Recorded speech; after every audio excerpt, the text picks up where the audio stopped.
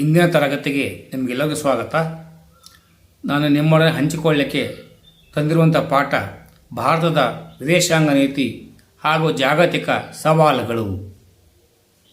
ಪರೀಕ್ಷೆಗೆ ಅತಿ ಉಪಯುಕ್ತ ಪಾಠ. ಭಾರತ ವಿದೇಶಾಂಗ ನೀತಿಯ ಮೂಲ ತತ್ವಗಳು ಯಾವುವು? ವಸಾಹತುಶಾಹಿತ್ವಕ್ಕೆ ವಿರೋಧ, ಸಾಮ್ರಾಜ್ಯಶಾಹಿತ್ವಕ್ಕೆ ವಿರೋಧ, ವರ್ಣಭೇದ ನೀತಿಗೆ ವಿರೋಧ, ಅಲಿಪ್ತ ನೀತಿ, ಆಫ್ರಿಕಾ ಮತ್ತು ಏಷ್ಯಾದ ಪ್ರಗತಿಗೆ ಪ್ರಥಮ ಆದ್ಯತೆ, ವಿಶ್ವಸಂಸ್ಥೆ ಮತ್ತು ವಿಶ್ವಶಾಂತಿಗೆ ಬೆಂಬಲ. ಮಾನವ ಹಕ್ಕುಗಳ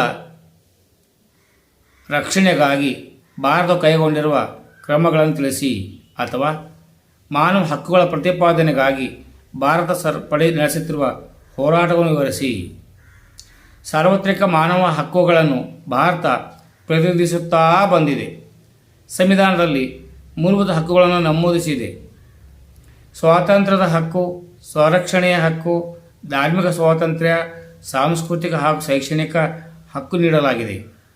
ಜನಾಂಗ ಹತ್ಯೆ, ಎಲ್ಲ ವಿಧದ ಶೋಷಣೆ ಹಾಗೂ ದಬ್ಬಾಳಿಕೆಗೆ ಭಾರತ ವಿರೋಧಿಸುತ್ತದೆ. ವಿಶ್ವಸಂಸ್ಥೆಯಲ್ಲಿ ಮಾನವ ಹಕ್ಕುಗಳನ್ನು ಸಮರ್ಥಿಸುತ್ತಾ ಬಂದಿದೆ.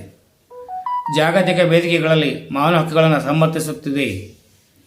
ಶಸ್ತ್ರಾಸ್ತ್ರಗಳ ಪೈಪೋಟಿಯು ಜಗತ್ತಿನ ನಾಶಕ್ಕೆ ನಾಂದಿ. ಈ ಹಿನ್ನೆಲೆಯಲ್ಲಿ ಶಸ್ತ್ರಾಸ್ತ್ರಗಳ ಪೈಪೋಟಿಯಲ್ಲಾಗುವ ಪರಿಣಾಮಗಳಾವುವು? ಅಥವಾ ಅಣ್ವಸ್ತ್ರ ಯುಗದಲ್ಲಿ ನಾವು ಯುದ್ಧವನ್ನು ಕೊನೆಗಾಣಿಸಲೇಬೇಕು, ಇಲ್ಲವಾದರೆ ಯುದ್ಧ ನಮ್ಮನ್ನು ಕೊನೆಗಾಣಿಸುತ್ತದೆ. ವಿಶ್ಲೇಷಿಸಿ. ವಿಶ್ವದಾದ್ಯಂತ ಭಯ, ಅಸ್ಥಿರತೆ ಸೃಷ್ಟಿಯಾಗುತ್ತಾ ಬಂದಿದೆ. ಯುದ್ಧಗಳಾಗುತ್ತವೆ, ವಿಶ್ವಶಾಂತಿ ಅಡ್ಡಿಯಾಗುತ್ತದೆ, ಆರ್ಥಿಕ ನಷ್ಟ ಹಾಗೂ ಆರ್ಥಿಕ ಅಸ್ಥಿರತೆ, ಹಣದ ವ್ಯಯ, ಕಾರ್ಮಿಕರ ಬೆವರಿನ ವ್ಯಯ, ವಿಜ್ಞಾನಿಗಳ ಬುದ್ಧಿವಂತಿಕೆಯ ವ್ಯಯ ಮತ್ತು ಮಕ್ಕಳ ಆಸೆಗಳ ವ್ಯಯ ಆಗ್ತಾ ಇದೆ.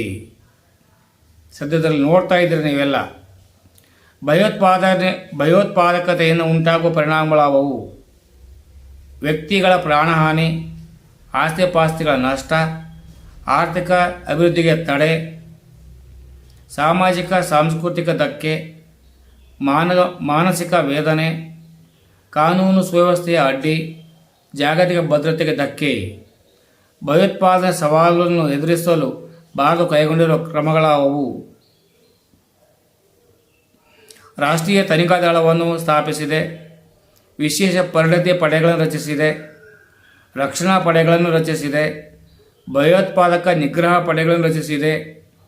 ಸಂಶೋಧನೆ ಹಾಗೂ ವಿಶ್ಲೇಷಣಾ ಘಟಕ, ಗುಪ್ತಚರ ಸಂಸ್ಥೆಗಳನ್ನು ಸ್ಥಾಪಿಸಲಾಗಿದೆ. ಗುಪ್ತಚರ ವ್ಯವಸ್ಥೆಯನ್ನು ಬಲವರ್ಧನೆ ಮಾಡಲಾಗಿದೆ. ಹಣಕಾಸು ಗುಪ್ತಚರ ಘಟಕಗಳನ್ನು ಸ್ಥಾಪಿಸಲಾಗಿದೆ. ಜಾಗತಿಕ ಹೋರಾಟಕ್ಕೆ ಭಾರತ ಬೆಂಬಲ ಸೂಚಿಸುತ್ತದೆ. ಆರ್ಥಿಕವಾಗಿ ಹಿಂದುಳಿದ ರಾಷ್ಟ್ರಗಳ ಲಕ್ಷಣಗಳಾವುವು? ಈ ರೀತಿ ಹಿಂದುಳಿಯುವಿಕೆಗೆ ಕಾರಣಗಳಾವುವು? ಬಡತನ ಹಾಗೂ ನಿರುದ್ಯೋಗ,